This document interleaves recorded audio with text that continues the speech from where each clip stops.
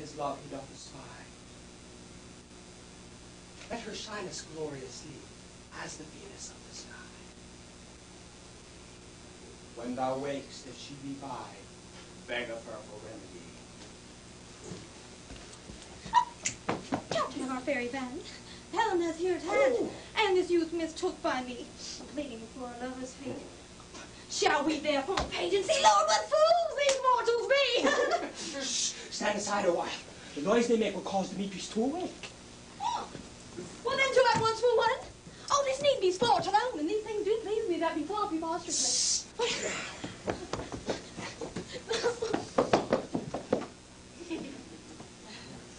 Why do you think that I should wound scorn? Scorn and derision never come in tears. Look, when I vow I weep, and vow suborn in their nativity, all truth appears. How can these things in me seem scorn to you, bearing the badge of faith to prove them true? You do advance your cunning more and more. When truth kills truth, of devilish holy fray, these vows of Hermes, will you give her o'er? Weigh oath with oath, and you will nothing weigh. Your vows to her and to me, put in two scales, will even weigh, and both as light as tails. I had no judgment when to her I swore. Nor none in my mind. Now you give her o'er. Demetrius loves her, and he loves not you. Oh, Helen, goddess, nymph, perfect divine. To what, my love, shall I compare thine eye? Crystal as mine, oh, how ripe in show. Thy lips, those kissing cherries, tempting grow. That pure congealed high white terrace snow, fanned with an eastern wind, turned to a crow. When thou holdest out thy hand, oh, let me kiss this princess of pure white, this seal of bliss. Oh, spite! Oh, hell! I see you're all bent to stand against me for your merry nymph. And you courtesy, you would not do me such much injury. You would not pay me as I know you do, and too much joy is also lost. You do. You both are rivals in love, Hermia, and now both rivals to my Helena. A trim exploit, a manly enterprise to conjure tears up in poor maid's eyes. With your derision, none of noble sort would so offend a virgin and extort a poor soul's patience, all to make you sport. You're unkind, Demetrius, be not so. We love Hermia, this you know I know. Here with all goodwill, with all my heart, Hermia's love, I yield you up my part. And yours of Helena, to me bequeath, whom I do love and will do to my death. Never did mockers waste more idle breath. Lysander, keep thy Hermia, I will none. If e'er I loved her, that love is gone. My heart to her like a guest so wise sojourn. And now to Helen it is home return, there to remain. Helen! It is not so! Disperse on the face thou dost not know, lest in thy peril thou bide indeed. Look where thy love comes, yonder is thy dear. Wolf.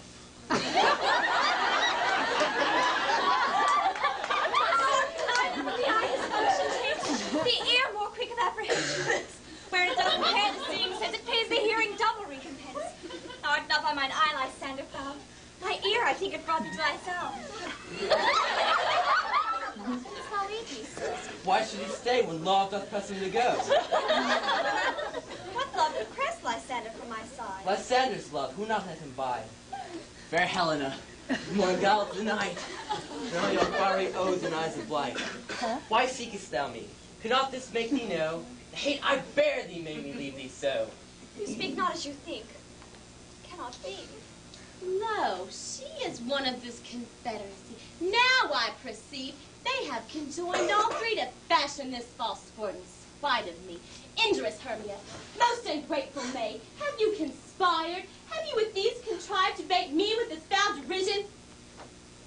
Is all the counsels we two have shared, all the sisters' vows, all the hours we have spent when we chide hasty-footed time from parting us, oh, is all forgot. All school days friendships, all childhood innocence. We, Hermia, like two artificial gods, have both with our needle created one flower, both one sampler sitting on one cushion, both one warbling of one song, both in one key, as if our hands, our sighs, our voices and minds had been incorporate.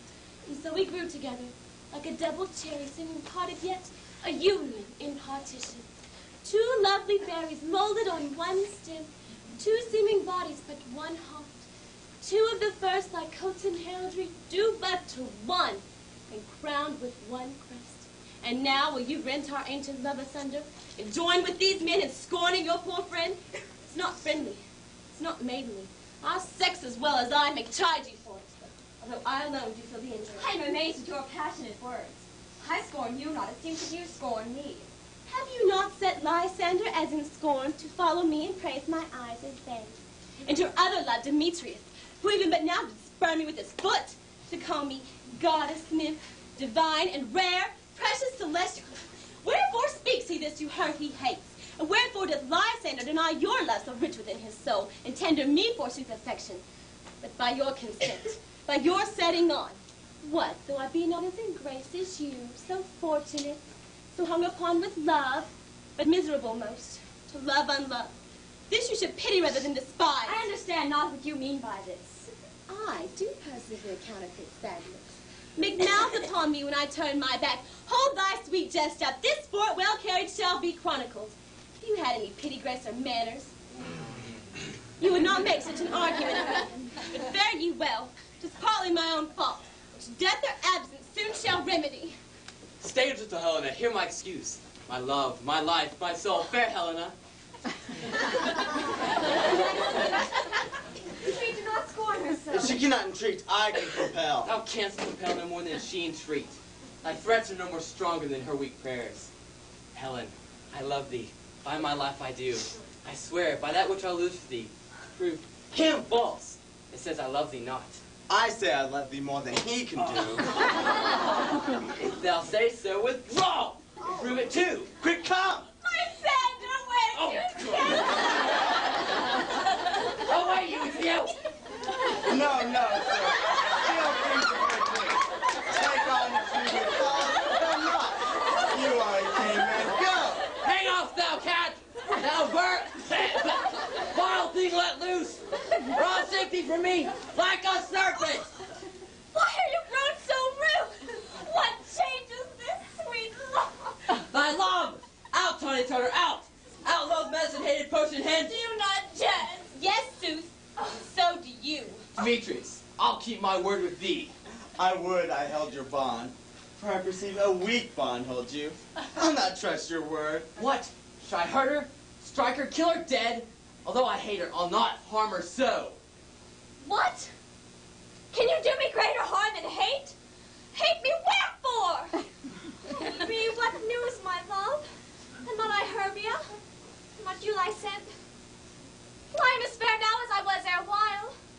Since night you loved me, yet since night you left me. Why then you left me?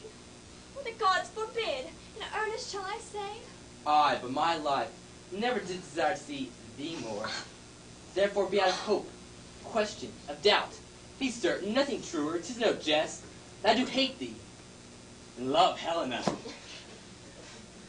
You juggler.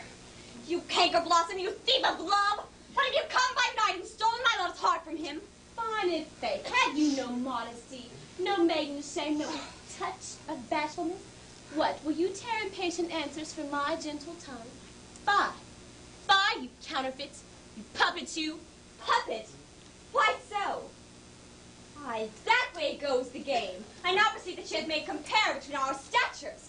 She hath urged her height, and with her personage, her tall personage, her height forsooth she hath prevailed with him. And are you grown so high in his esteem because I am so dwarfish and so low? Well, how low am I, thou painted maypole? Speak! How low am I? I am not yet so low but that my nails can reach into thine eyes. I pray you, my gentlemen, let her not harm me. I was never cursed. I have no gift at all in shrewishness. You perhaps may think because she is something lower than myself. Lower! Oh, I can Oh, good honey. Oh, do not be so bitter with me.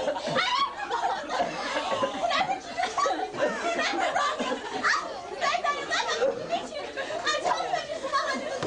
Take it home. And beloved, I followed him. And he shot me, and threatened me, just burned me, strike me, they to kill me too. So how will you let me play? To Athens, lie, bear my folly back. I follow you no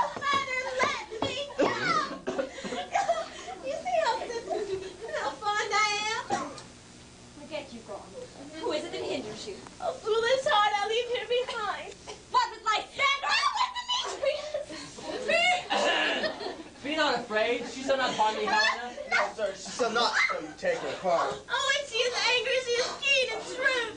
She was a vixen when she went to school. And now she felt little, she is big. Nothing but glowing little. Why will you suffer her to flaunt me thus? Let me come to her. Get you gone, you dwarf! You minimus of hindering knotgrass maid! You bead! You acorn! You are too officious in her behalf that scorns her service.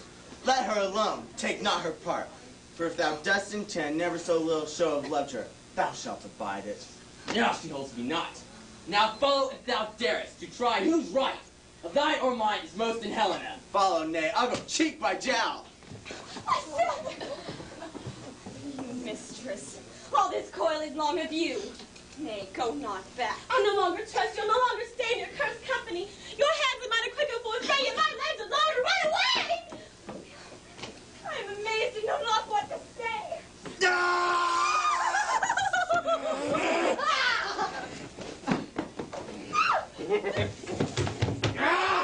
This is thy negligence! Still thou mistakest, or else committeth thy knaveries willfully! Believe me, King of Shadows, I mistook. Did not you tell me I should know the man by the Athenian garments he hath on? And so far blameless proves my enterprise, that I have anointed an Athenian's eyes. And so far am I glad it so did sort. At this there jangling I esteemed a sport. Seest thou these lovers seek a place to fight? High therefore, Robin, overcast the night. Starry welkin cover thou anon, with drooping fog as black as ash. And lead these lovers so astray, as one come not within another's way. Like two Lysanders sometime frame thy tongue, then stir Demetrius up bitter wrong. Then sometime rail thou thus, like Demetrius. And from each other look thou, lead them thus, till o'er their brows doth counterfeiting sleep, with leaden legs and fatty wings doth bring. Then crush this herb into Lysander's eye, whose liquor hath this virtuous remedy, to take from thence all air from his might, and to make his eyeballs roll with wonted sight. And when they awake, all this derision shall seem a dream and fruitless vision. Then back to Athens will the lovers wend, to league whose date till death shall never end. Whilst I in this affair do thee employ, I'll back to my queen and beg her in boy. And then I will her charmed eye release from monstrous view, and all things shall be peace.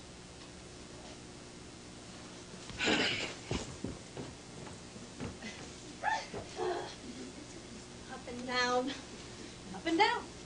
I will lead them up and down. I'll feed and field and town. Goblet, lead them up and down. No, here comes one. Where art thou, proud Demetrius? Speak thou now! Here, villain, drawn and ready. Where art thou? I will be with thee straight! Follow me then to Planogram. Lysander! Thou runaway, thou coward! Art thou fled? Speak! Some bush, where dost thou hide thy head? Thou coward! Art thou bragging to the stars, telling the witches that thou lookest for wars and wilt not come? Come, recreant! Come, child! I'll whip thee with a rod. He is defiled and draws a sword on thee. Yea, art thou there? All my voice will try no manhood here. He goes before me, still dares me on. When I come where he calls, then he is gone. The villain is much lighter heeled than I. I followed fast, but faster he did fly. Fallen am I, in dark and even way. Here will rest me. Come, thou gentle day. For if but once thou show me thy grey light, I'll find Demetrius and revenge this spite. Coward! Why comest thou not? Abide me if thou darest, for well I want. Thou runnest before me, shifting every place. Darest not stand nor look me in the face. Where art thou now? Come hither. I am here. Nay, then thou mockest me. Thou shalt bide this, dear. If ever I thy face by daylight see. Now go, faintness constraineth me. to measure out my length on this cold bed. By day's approach, look to be visited. Oh, weary nights, a long and tedious night. Faith thy hours, shine comforts from the east, that I may back to Athens by daylight. And these are my poor comforts to taste. And sleep, that sometimes shuts up sorrow's eyes. Steal me a while from mine own company. Yet but three. Come one more, till of both kinds make a fool. Here she comes, cursed and sad. She is an outshine thus to make poor females mad. Never so weary, never so in woe bedabbled with dew and torment prior. I can no further crawl, no further go. My legs hold no pace of my desire. Here I will rest until the break of day. God shield Lysander if I mean a fray.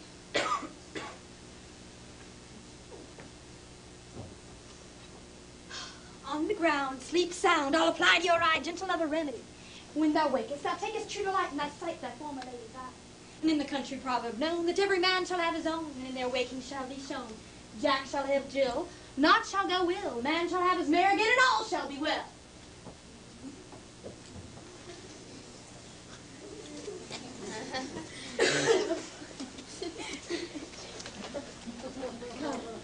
Sit thee down upon this flowery bed, while I thy amiable cheeks do coy, and stick musk roses my sleek, smooth head, and kiss thy fair large ears, my gentle joy. Where's Peace Blossom? Ready? Scratch my head, Peace Blossom. Where's Monsieur Cobweb? Ready?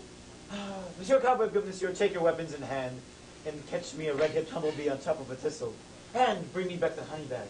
Do not fret yourself too much in the action, and, good monsieur, take care the honey bag break not. I would be loth to have you overflow with the honey bag, signor. Where's Monsieur Mustard Seed? Ready?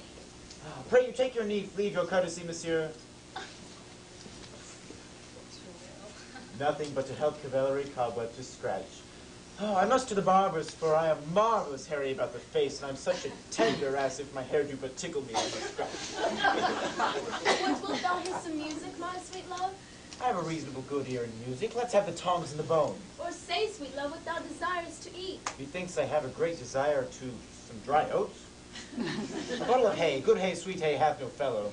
I have a venture stray that shall seek the squirrel's hoard, and fetch thee new nuts. I'd rather have a handful or two of your dried peas, but I pray you, let none of your people stir me. I have an exposition of sleep come upon me. Sleep thou, and I will wind thee in my arms. Fairies be gone, and be always away. So doth the woodbine, the sweet honeysuckle gently entwist. The female ivy so enrings the barky fingers of the elm. Oh, how I love thee, how I dote on thee.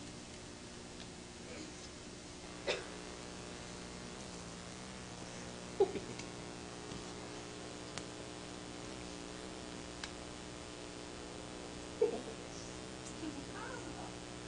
good Robin, seest thou this sweet sight? Her dotage I do is pity. For meeting her late behind this wood, I did upbraid her and fall off with her. And when at my pleasure did taunt her, she in mild terms begged my patience. I then did ask of her sins entire, which straight she gave me, and fairy sent to bear him to my bower in fairyland. And now I have the boy, I shall release your eye.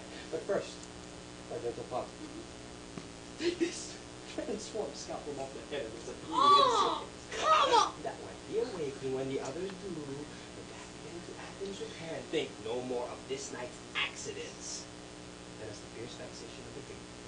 So first, what do we wait?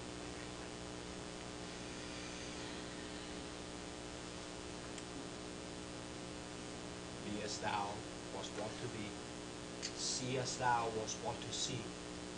Dian's bud or Cupid's flower hath such strength and blessed power. And now, my fairy queen, awake. My Oberon, what visions have I seen? Methought I was enamored of an ass. There lies your love. How came these things to pass? How mine eyes loathe his visage now.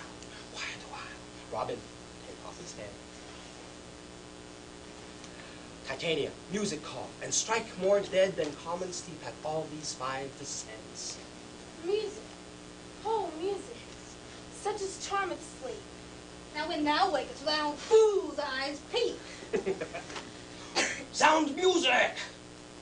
Now, my queen, take hands with me, and rock the ground whereon these sleepers be. Now thou and I are new in amity, and will tomorrow midnight solemnly dance in Duke Theseus' house, triumphantly, and blessed be to all fair prosperity. There shall these pairs of faithful lovers be, wedded with Theseus, all in jollity. Very keep. Attempted mock. I do hear the morning lark. And now, my queen, in silence sad, trip we after night, say, we the globe will compass soon, swifter than the wandering moon. Come, my lord, and in our flight, tell me how it came this night, that I was sleeping here was found, with these mortals on the ground.